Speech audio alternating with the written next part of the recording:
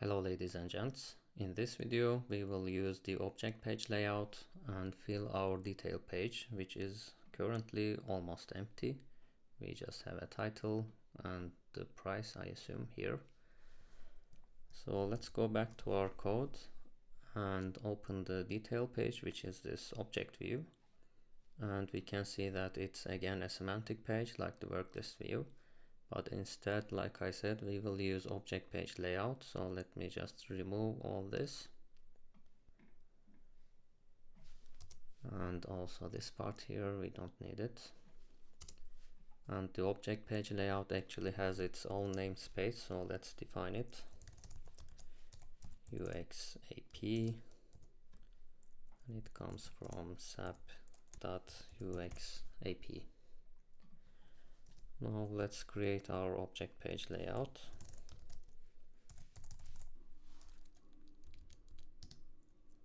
Here, and inside we will implement 3 aggregations. First is the header title.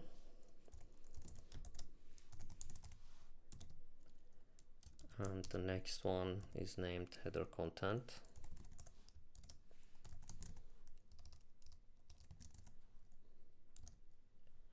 And lastly, we have sections, which will be the content of our page layout. Now let's begin with our header title here. And inside we will use a control named object page dynamic header title.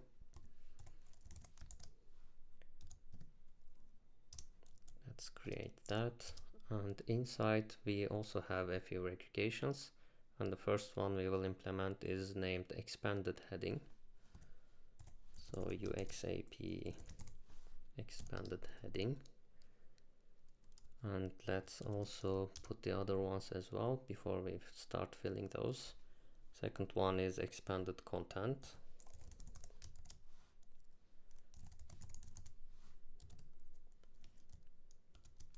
And for now, let's also add actions.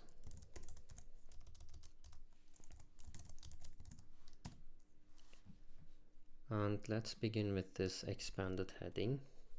And we will simply put in a title here. And text will come from the product name field. So let's put it in. And before we go any further, let's check what it looks like currently. Let's see chai, for example. And we see a simple enough page with our title. Now let's go ahead and add some content here inside our expanded content. And as our content, let's put in an object status control.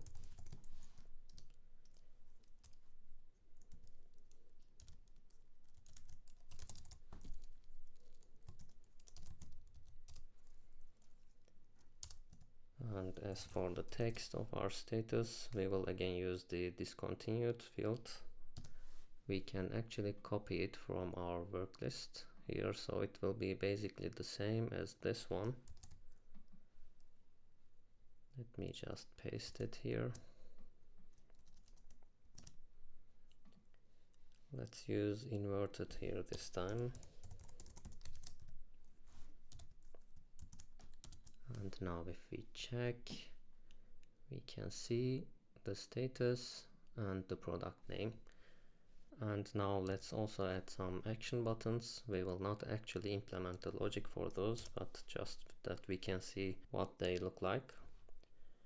And we will use overflow toolbar buttons as our action buttons. Let's begin with an edit button.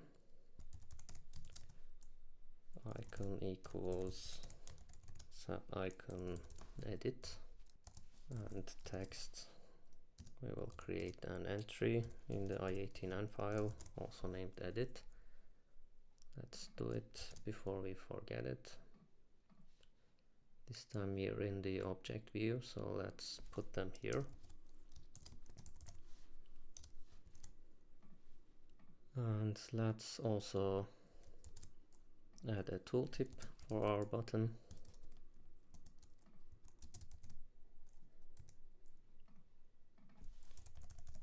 Tooltip again coming from edit, and we don't want this button to be moved to the overflow area, so let's add a layout data here. And here we use overflow toolbar layout data, which can be self-closing, and then we set priority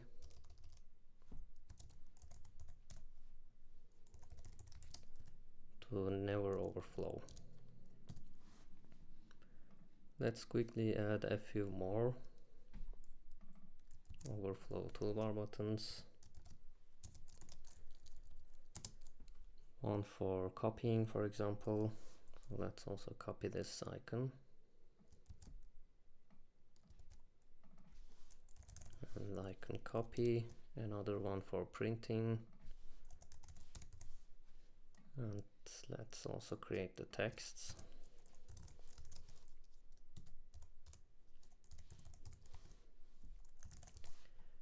Copy and print.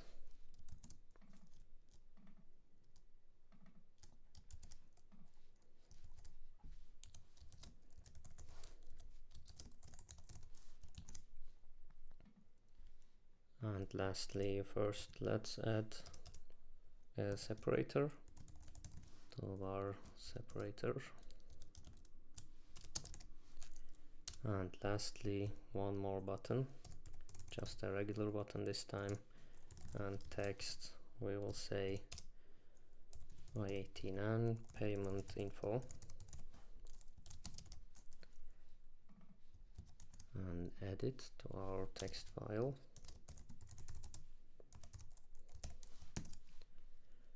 Okay, now let's see what we have.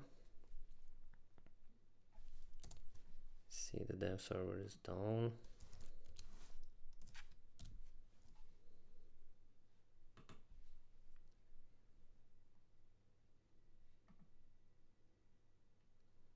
Okay, now we have our title, we have our header content, and then our action buttons here.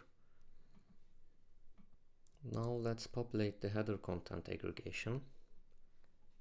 So this one right here. And we will use the category and supplier information here. So first let's go to our controller, object controller that is, and let's find the bind element here. And we need to add some parameters here.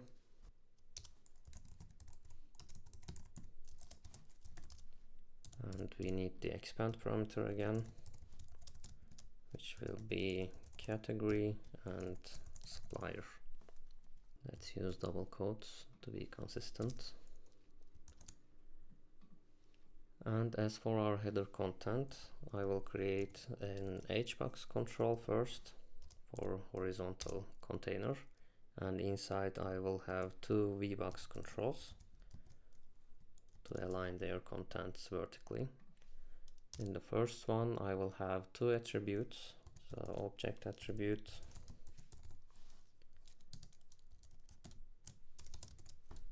and the first one will be for category, so we say title of the attribute is I-18N category, which should be existing already, and the text, so the value of this attribute will come from the category navigation property and category name.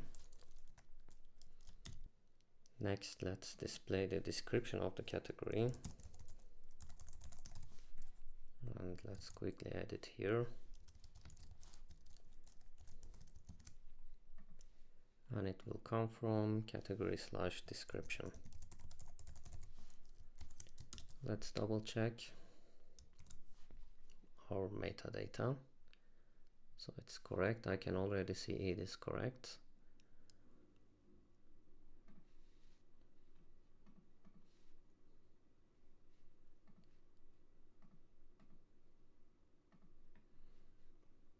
Category is here, and we should have category name and description.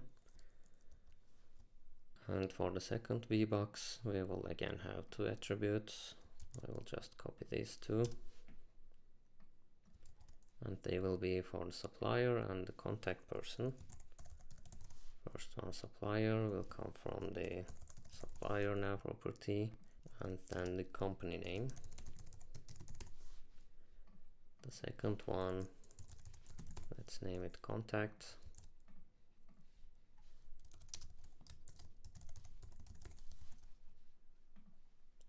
And it will come from the supplier again, but this time contact name. So we should see this next to the other one. Exactly. Let's add some margin in between.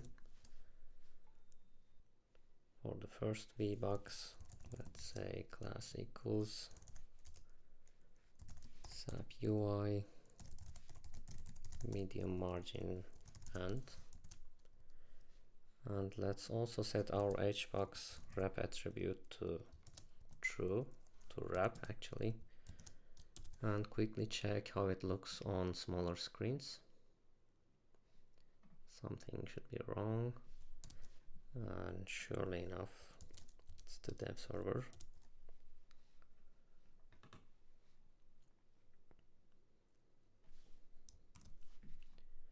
So chai, let's make it smaller, and now it wraps, but when it wraps we also should add some margin to the bottom. So here let's also say SAP UI tiny should be enough now, tiny margin bottom. Let's check again. Okay, now this looks much better. Now we have been implementing these aggregations named expanded heading, expanded content, etc. That's because the header title of an object page layout has two states which are expanded and collapsed. And we can collapse our header by just clicking on it, and if we click on it we see that it's empty. That just means we need to also populate the snapped content. So let's go back and do that. Here after the expanded heading, let's add snapped heading. Snapped heading. And in this state we have less space, so I want to display the title and also the status here. So I will use a flexbox instead of just a title. And let's align items center, so they are aligned in the center vertically. And inside, first let's add our title, which is again the product name, and let's also give it a predefined class SAP UI small margin and, because next to that I will again display the status, and just copy it from here. Now let's save and check. And again, if we click on our header, now we can see the name of our product and the status. If we expand it, they look like this. And now let's also add snapped content here after expanded content. Snapped content. And in here we have less space, so I will just include the category here. Let me copy the object attribute for the category, the two attributes here, and paste. And let's see how it looks. And now we have category and description in snapped state, and if we expand it we see a little bit more information on a larger scale. And finally let's add some content to our page, and we will use the section segregation right here. But before that we have one last aggregation for the mobile devices, which is named snapped title on mobile. So let's also add that snapped content, and let's add it here, which is named snapped title on mobile. and it will just be the same as our title. Let's copy this, paste it here, and let's make this mobile. Refresh. And now if we snap, we should have seen the name. Let's see, we have no information, maybe because of the dev server again. Oh, we had it. Okay, and now if we collapse this, we just see this title that we have just set.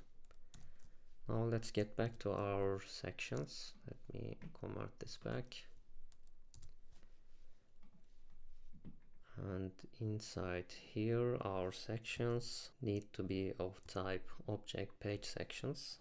So UXAP object page section, and which should have at least one subsection. So we use the subsections aggregation, which need to be of type object page subsection.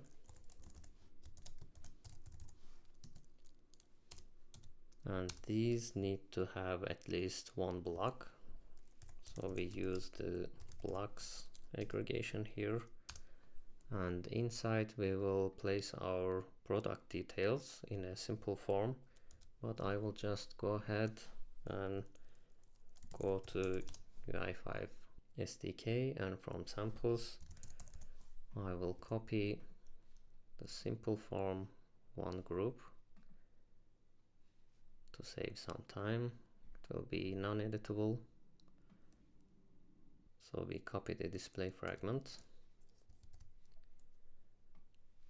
Let's fix the formatting, and we also need the F namespace for the forms. Let's add it here. SAP UI layout form. And we don't need an ID, we don't need a title, because we will set the title on our object page section here.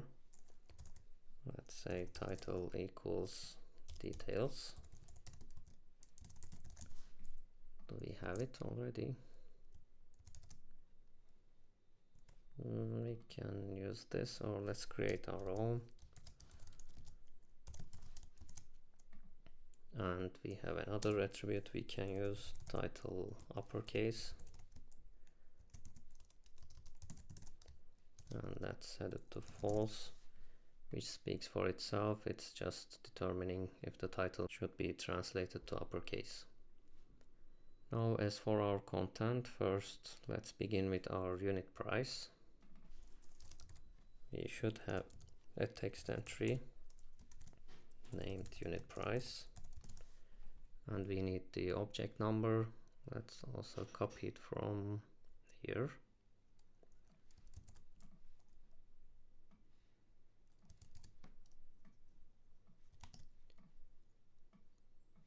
Okay, looks good. Next, let's display our units in stock.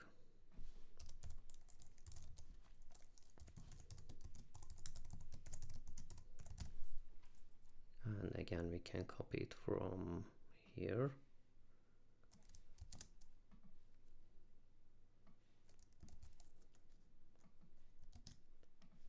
And since we need this formatter function, we also need to import the formatter here, but luckily it's already here. And next, let's also display quantity per unit.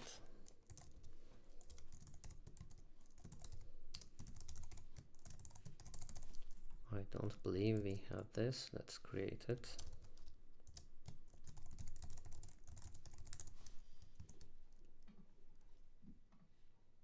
Let's keep the curly braces. Quantity per unit. And lastly, let's display units on order.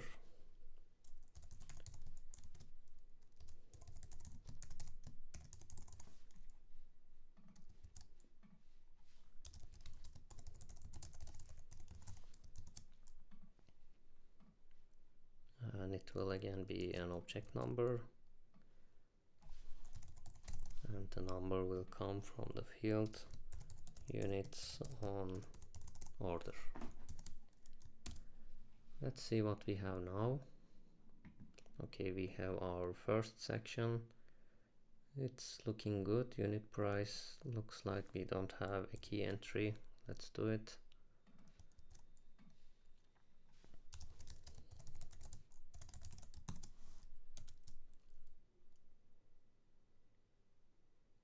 Now this looks better. Now let's go ahead and add a second section. Again, we need an object page section. Let me copy it.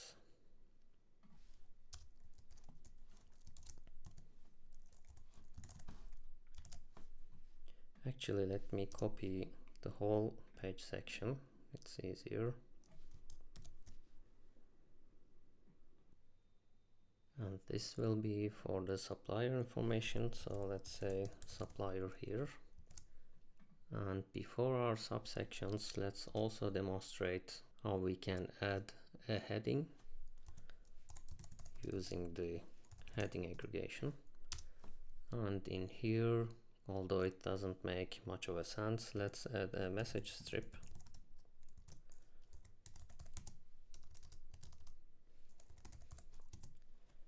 And let's give it a text, I18N, and let's call it warning sensitive info.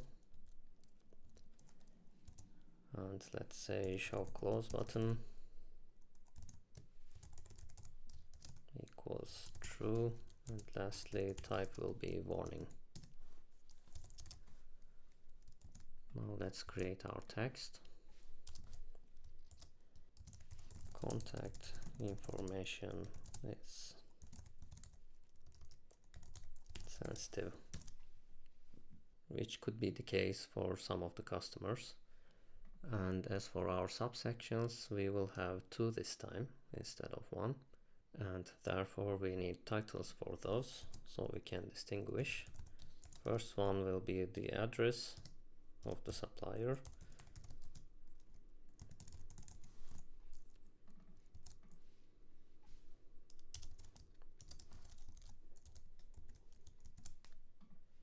And I will leave everything by default for this simple form. And as for our content, we will begin with the company name. And it will be a text. And the text will come from the field supplier / company name. Let me remove the rest. These will all be text, so let's duplicate this. And the next we have the street.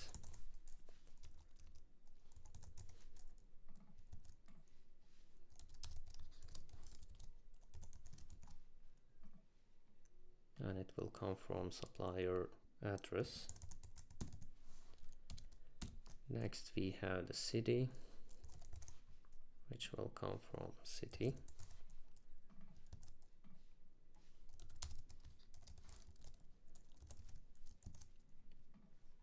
And what else do we have for the address? We have the postal code.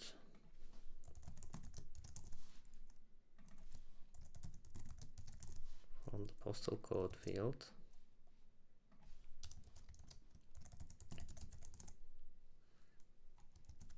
And lastly, let's also display the country. And again, it comes from supplier / country.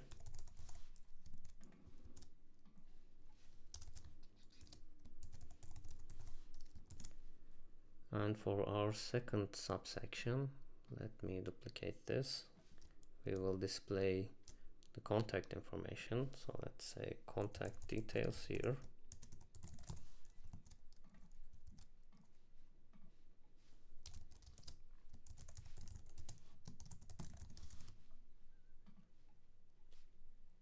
And here we begin with the contact name this time.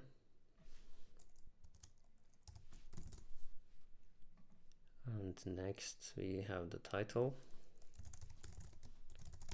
contact title, let's call it that. And it comes from the contact title field. Then we have the phone number, which comes from the phone field. Then we have fax. The field is also fax. And lastly, we have the website information, which is called homepage. Well, let's quickly create these text entries.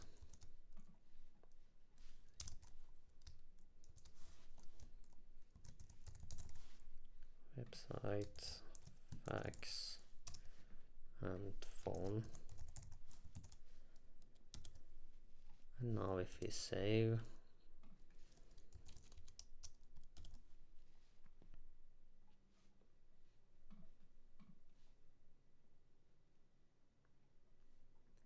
okay, we have some missing text entries like the company name and contact name. Let's create those quickly.